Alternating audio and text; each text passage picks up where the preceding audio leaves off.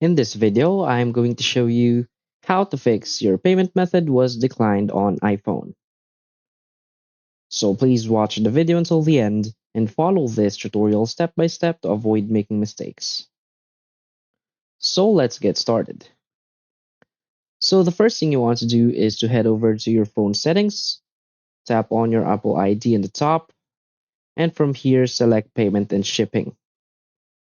So this payment method error usually occurs because you have not added the correct information of your payment methods.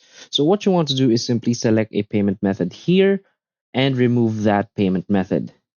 Once you're done removing it, what you want to do is simply tap on add payment method and add it once back again, but make sure that you have entered all of the information correct. So by doing that, that should fix your problem.